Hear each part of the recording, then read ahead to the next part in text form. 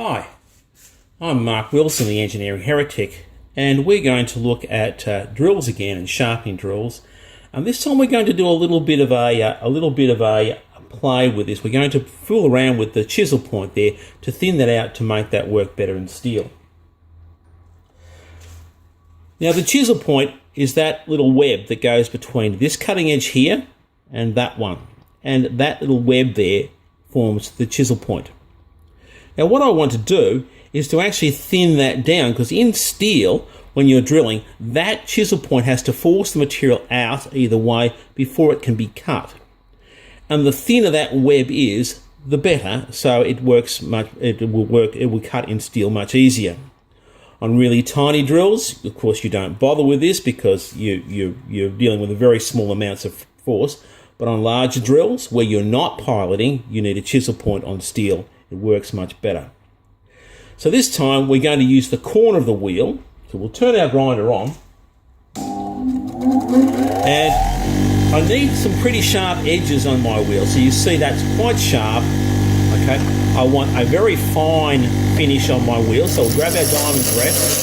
And we're just going to get that as smooth as we can. That's pretty good. You don't need a crush wrestle for this. And what I want to do is put this on here. Now I don't care if I remove a little bit of this back edge here, because that really is not important. So what I'm going to do is rest it on here and grind a little bit of that and actually touch that front face. Bring this over a little bit and touch that front face. So what you'll see is this ground down here, which doesn't matter, and the chisel point itself thinned down.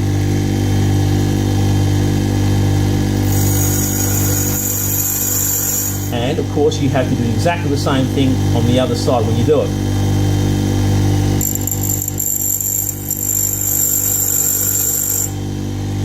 And now what I've done is I've thinned that little web down to almost nothing.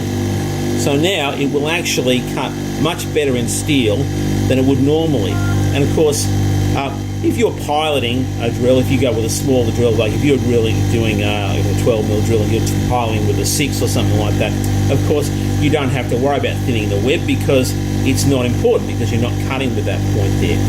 But on drills that you're going forcing directly into the steel with a drill press or something like that, you'll need to thin the point on steel.